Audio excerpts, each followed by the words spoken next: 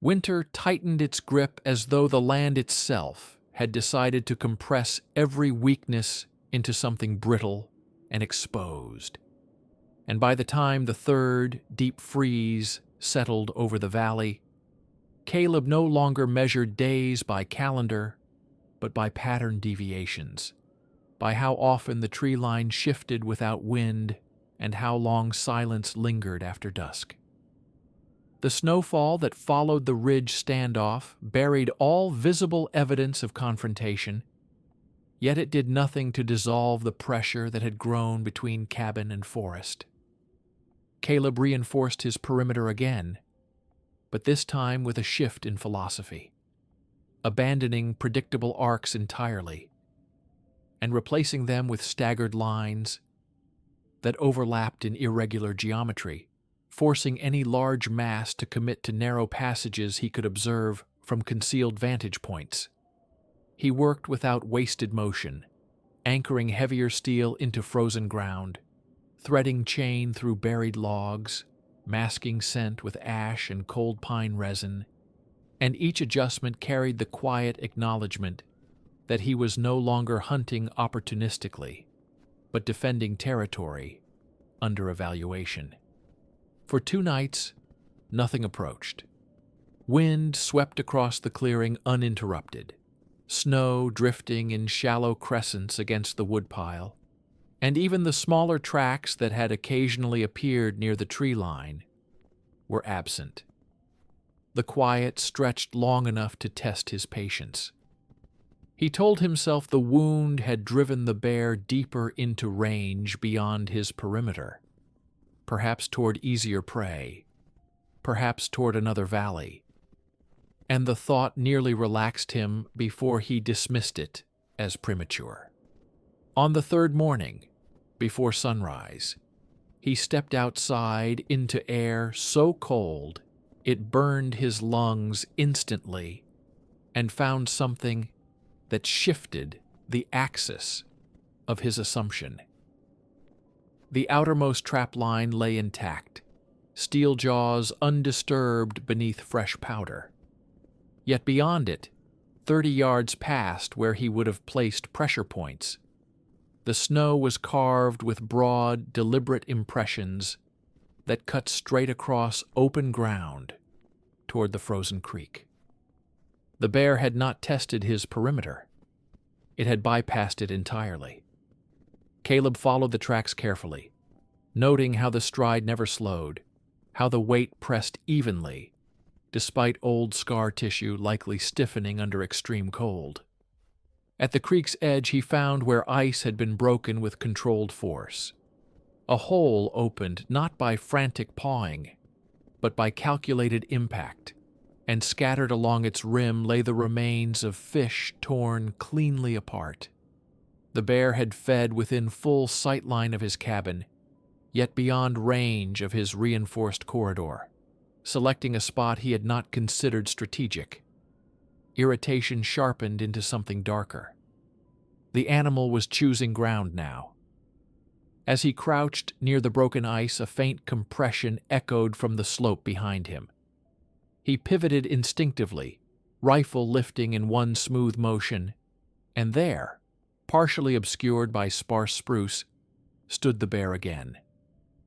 It was closer than during the ridge encounter, close enough that Caleb could distinguish individual frost crystals clinging to fur along its shoulders.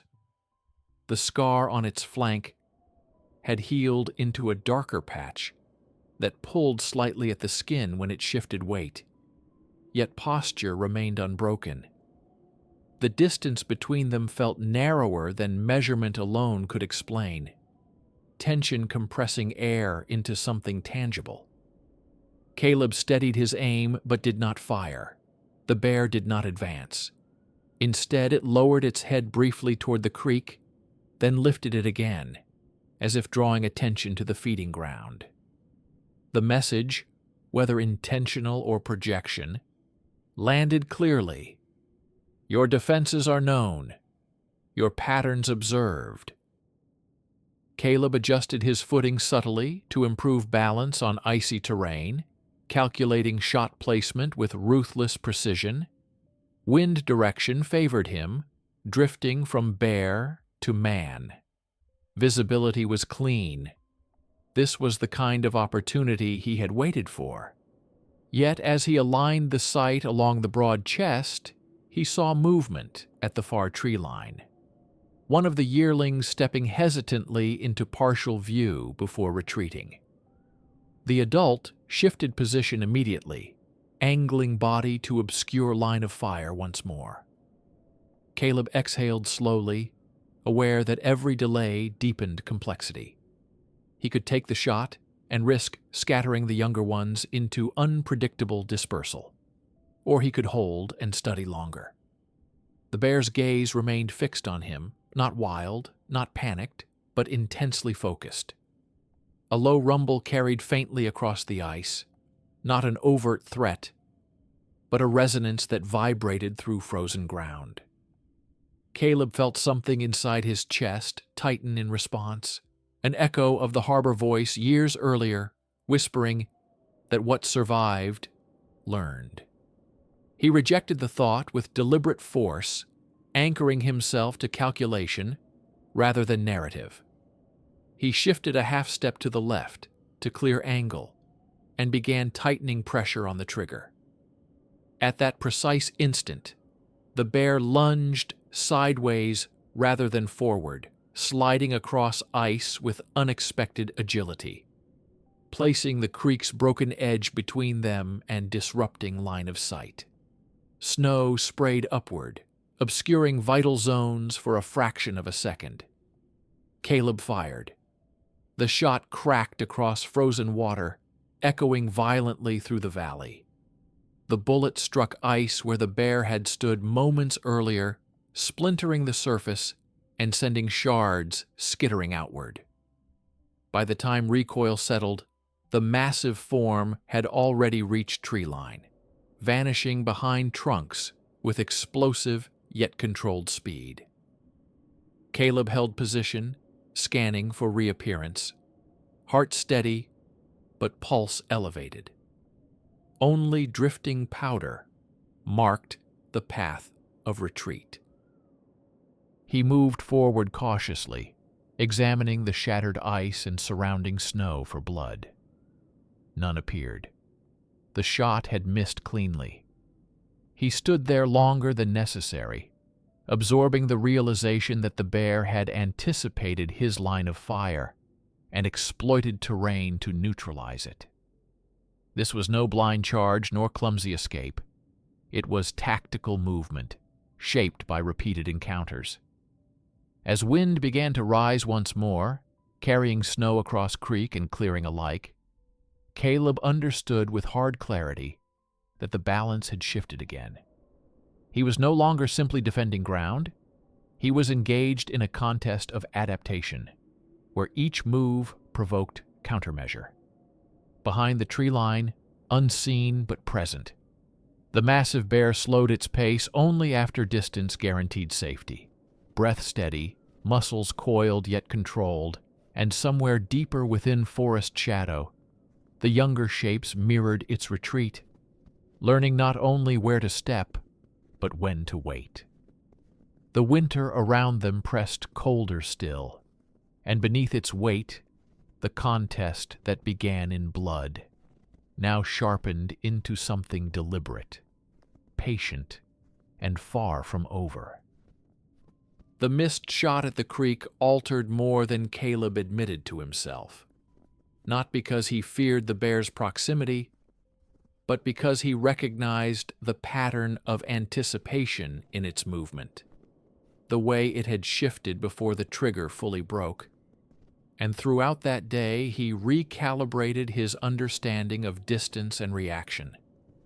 He spent hours studying the creek bed and surrounding slope, mapping angles in his head, tracing potential escape vectors the bear had exploited. And by late afternoon, he made a decision that marked a subtle escalation. He would not wait within the cabin's defensive perimeter any longer.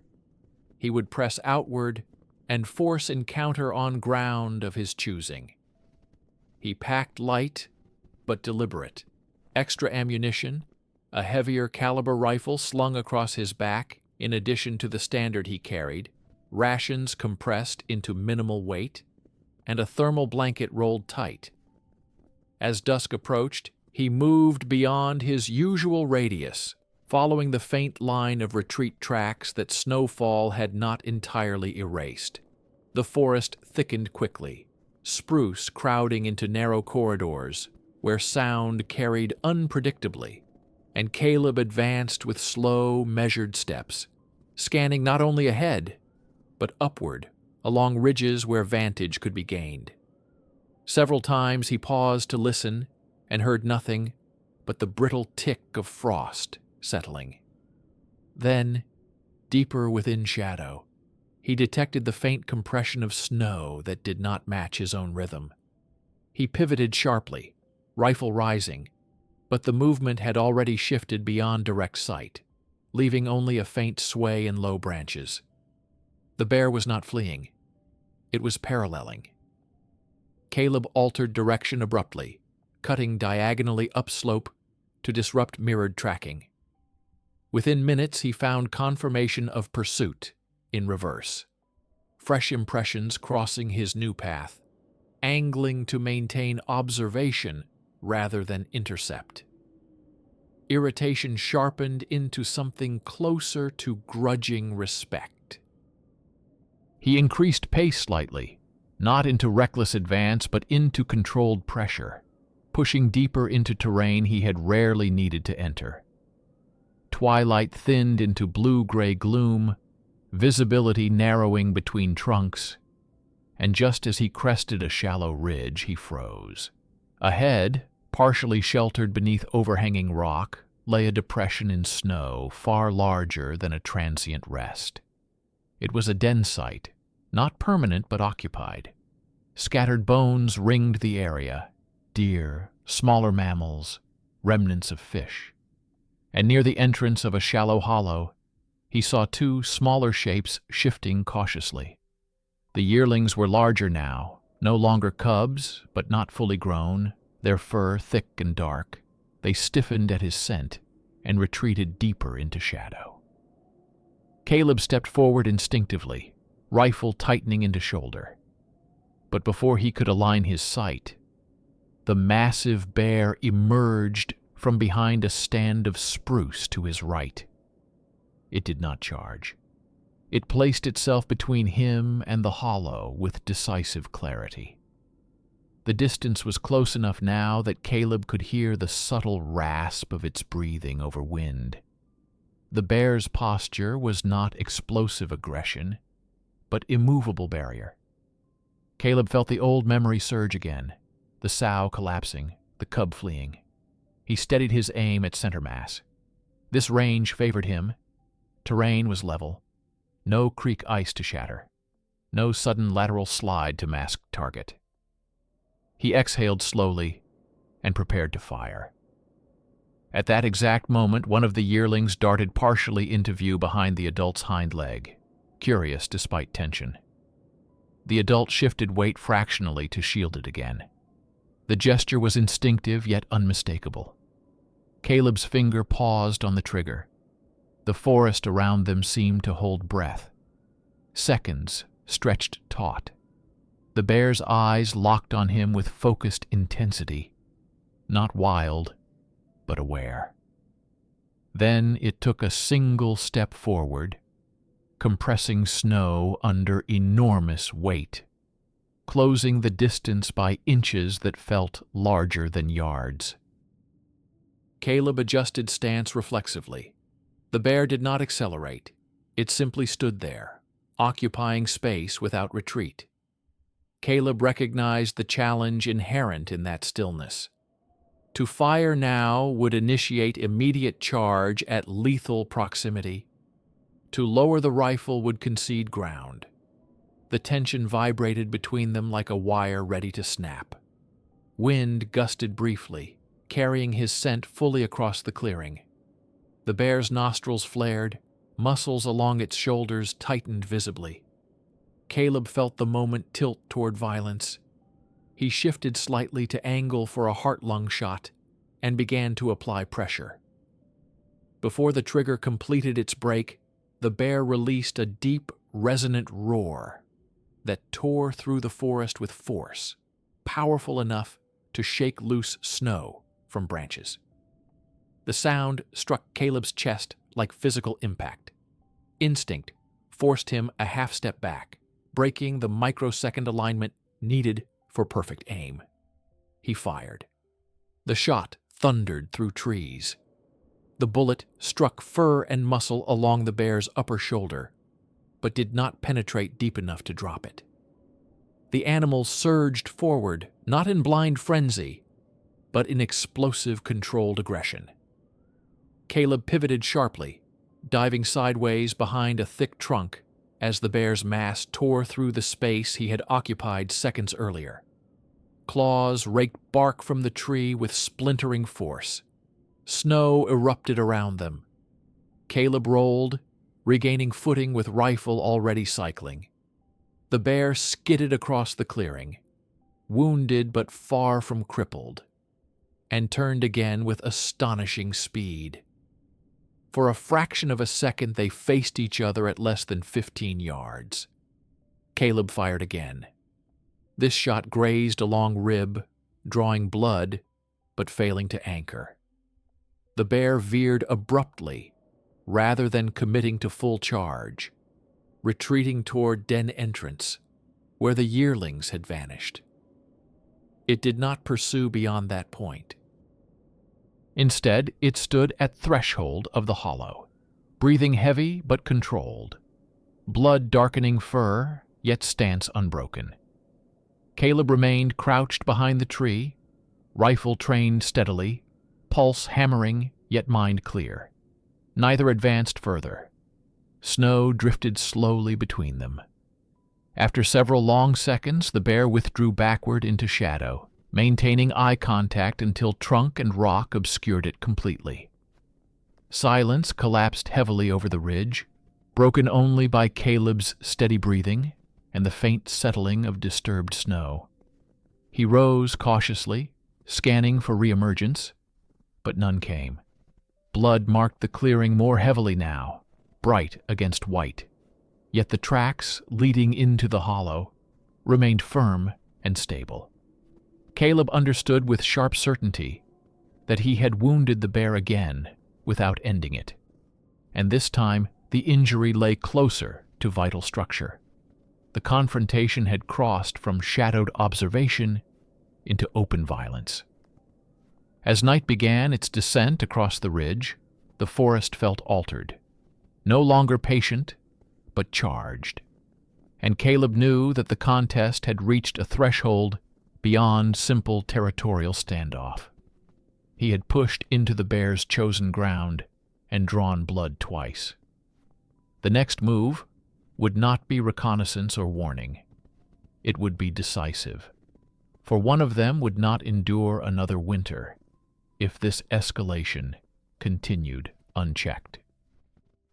Darkness settled over the ridge faster than Caleb preferred, swallowing depth and contour until the forest became layered shadow, broken only by faint silver where snow caught the last trace of light.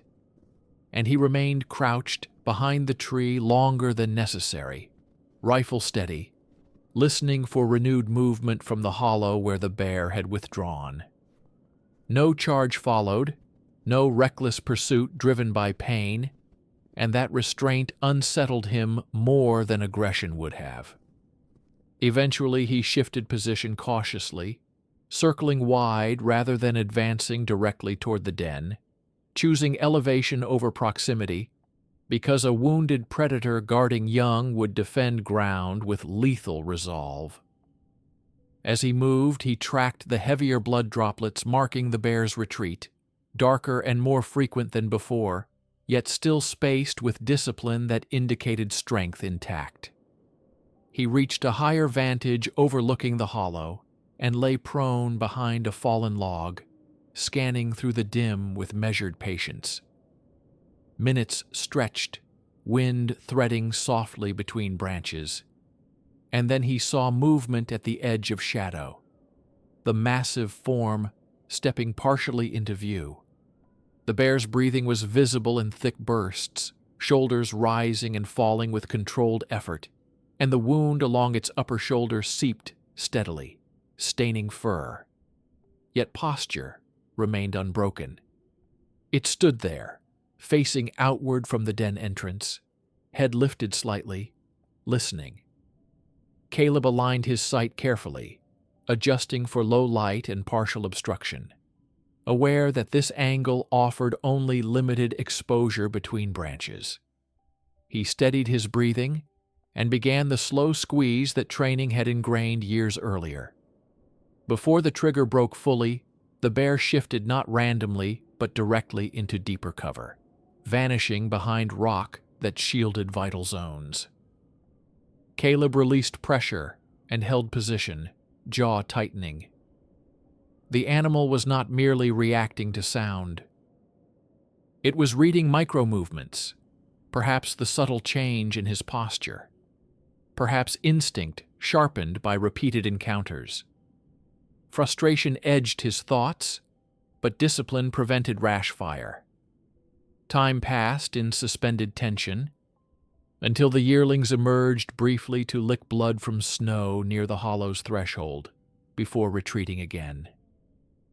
The sight stirred something colder than irritation in Caleb, a recognition that he was no longer facing a solitary adversary, but a developing unit shaped by survival lessons he had initiated years ago. Wind shifted slightly downslope, carrying his scent directly toward the den. The bear responded instantly, stepping forward with a low rumble that vibrated across frozen ground. This time it did not wait for perfect alignment.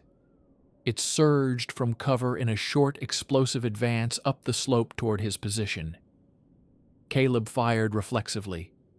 The shot struck rock near its foreleg, splintering stone. He rolled aside as the bear crashed through brush below, claws tearing bark from the log he had used for concealment. Snow erupted in a violent spray. Caleb regained footing and sprinted laterally rather than downhill, forcing the animal to adjust trajectory. The bear pursued only several strides before halting abruptly, unwilling to abandon proximity to the den. It reared slightly, issuing a roar that echoed through the valley with raw force. Caleb pivoted and fired again from greater distance. The bullet struck along the lower rib cage, drawing a heavy burst of blood that splashed across Snow. The bear staggered a half step, but did not fall. Instead, it lowered its body and withdrew again toward the hollow, retreating not in panic, but in calculated defense. Caleb slowed, recognizing the boundary. Another advance would trigger full commitment at close range with limited visibility. He remained at distance, rifle trained, watching as the massive form settled partially within the den's shadow, breathing harsh but controlled. Blood now darkened the snow in larger patches, yet no collapse followed. Minutes crawled past. Night deepened. Temperature dropped further, stiffening exposed skin and numbing fingertips despite gloves. Caleb understood that prolonged standoff favored neither side. If he pressed closer in darkness, he risked ambush. If he retreated entirely, the bear would regroup and heal enough to continue the contest on its own terms. The decision crystallized with quiet clarity. He would not force resolution tonight. He would withdraw and return at first light with superior positioning and perhaps heavier firepower. Slowly, deliberately, he backed away from the ridge, maintaining line of sight until terrain obscured the hollow. The bear did not pursue. It remained guarding the den entrance, blood marking its stance, but resolve unbroken. As Caleb descended through trees, snow absorbing sound beneath his boots, he felt the weight of escalation settle fully. Twice wounded, twice engaged at lethal proximity. the bear still stood. Endurance defined both of them now. By the time he reached the edge of his clearing, night had sealed the valley in black and white silence once more. He paused at the tree line and looked back toward the ridge barely visible against the sky, aware that somewhere beyond those shadows, the massive predator lay bleeding yet alive, muscles coiled even in injury, protecting the younger forms that would one day carry memory forward. Caleb stepped into his cabin without switching on immediate light, moving through darkness by habit, rifle placed within arm's reach as he sat by the stove and let heat seep slowly into frozen hands. Outside, far beyond the clearing, the bear shifted within the hollow, pain pulsing through muscle yet dulled by instinct, licking at wound while keeping head angled toward the direction of the man's retreat. Neither had broken. Neither had yielded. And as the long Arctic night deepened, both understood that the next encounter would not be another test of boundaries, but a decisive collision shaped by blood already spilled and lessons carved into bone.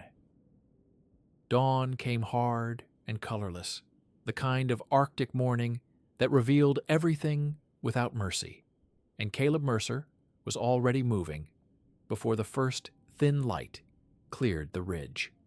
He had not slept, only rested in fragments beside the stove, replaying angles and distances in his head until strategy replaced fatigue. This would not be another cautious probe or reactive exchange. This would be conclusion. He chose the heavier rifle this time, checked the chamber twice, and packed only what he would need to finish what had begun years ago in a clearing painted red.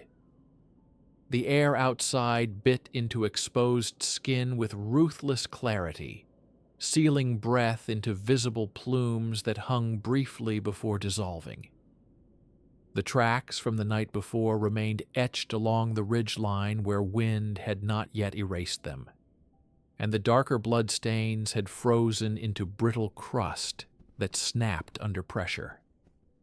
Caleb moved quickly, but not recklessly, ascending the slope with calculated footing, scanning ahead for movement. As he neared the hollow, he slowed, lowering his profile and advancing from a higher angle that offered clearer sight into the den entrance. Silence pressed thickly over the ridge, broken only by distant settling of snow. Then he saw it. The massive shape partially outside the hollow, not collapsed but resting on forelegs, head lifted. Blood had matted the fur along its shoulder and rib cage, yet its eyes were open, alert, tracking his approach long before he closed distance. The yearlings were nowhere visible, likely deeper within shadow. Caleb stopped at a range that favored precision over impulse and steadied his aim along the bear's chest, where heart and lung aligned. Wind drifted lightly from him toward the animal. This time there would be no scent warning, no ice to shatter, no obstructing rock. He exhaled slowly and began to squeeze. The bear did not charge. It did not retreat. Instead, it rose fully to its feet, despite visible strain, placing its body squarely between Caleb and the hollow. The motion was deliberate, heavy, but unwavering.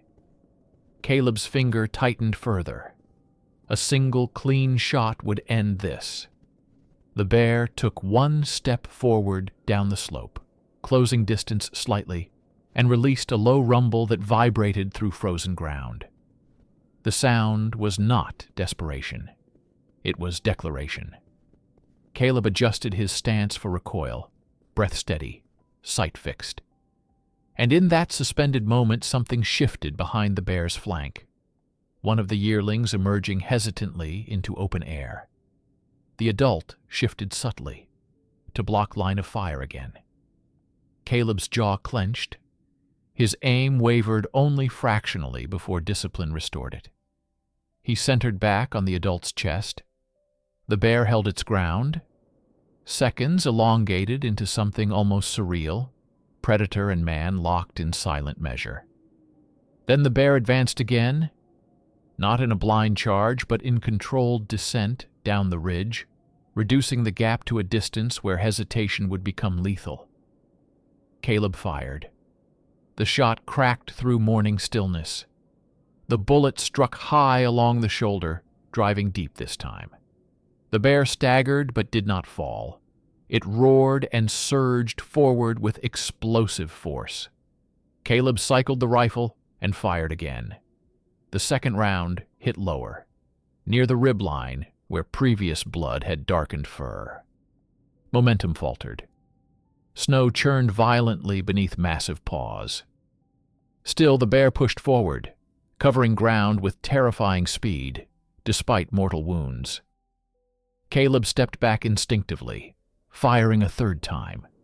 This shot struck center mass. The impact jolted the animal mid-stride. Its forelegs buckled briefly, yet it forced itself upright again for a final lunge. Distance collapsed to less than 10 yards. Caleb held his ground and fired once more at near point-blank range. The bullet entered beneath the throat and exited behind the shoulder. The bear's forward surge broke. Its body twisted, momentum carrying it sideways into the snow with a thunderous impact that shook loose powder from surrounding branches. Silence followed not immediately, but in fragments, as breath rasped harshly from the fallen form. Caleb remained aimed, finger poised, watching for any sign of renewed movement. The massive body convulsed once, claws carving shallow trenches in snow, then settled heavily. Breath came in ragged bursts that slowed with each exhale. Blood spread outward in dark, widening halo beneath fur. Minutes passed. Wind stirred faintly along the ridge. Finally, the bear's chest rose once more and did not fall again. Still, Caleb did not lower the rifle. He approached cautiously, boots sinking deep into churned snow, circling to maintain safe angle. The yearlings remained hidden within the hollow, silent. When he stood beside the fallen body, he felt the sheer scale of it more profoundly than before. The weight of muscle and bone that had endured wounds twice and still pressed forward. The scar along its flank was visible beneath matted fur, a remnant from years earlier that now aligned unmistakably with the shot he had once withheld. Caleb exhaled slowly, a sound not of triumph but release. He nudged the massive shoulder with the barrel, confirming stillness. The contest that had stretched across winters lay ended at his feet, yet the ridge did not feel victorious. It felt emptied. Behind him, from within shadow of the hollow, came the faint rustle of movement. Caleb turned sharply, rifle rising again, but only one of the yearlings emerged halfway into view, staring at the fallen adult. It did not charge. It did not flee. It simply stood there, frozen between fear and comprehension. Caleb held its gaze for a long moment, the echo of the harbor voice surfacing uninvited in memory. He did not fire. The yearling backed slowly into darkness, disappearing into forest beyond the den. Caleb stood alone beside the massive body as wind began to rise along the ridge, carrying loose snow across blood-stained ground. The forest did not roar in approval, nor fall into dramatic stillness. It remained indifferent. He understood that the immediate threat had ended, the balance of this particular contest resolved by precision and endurance. Yet as he looked toward the trees where the younger bear had vanished, he felt a quiet awareness settle beneath the surface of relief. Memory had not died on this ridge. It had retreated, and somewhere beyond the slope, within vast white silence of Alaska, tracks would continue to form long after the blood beneath his boots froze solid beneath gathering snow.